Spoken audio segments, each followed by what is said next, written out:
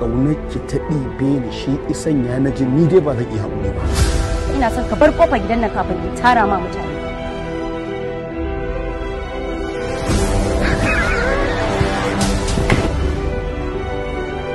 Da malamai zan faɗa su. Ai ba matsala tsakanin na da kai. Ai tsayawa zaki yi in yi ba ni gishiri in ba kamanda. Tunda yanzu an zo gabar da mahaifinki ba zai iya samun miki abin da ke so ba.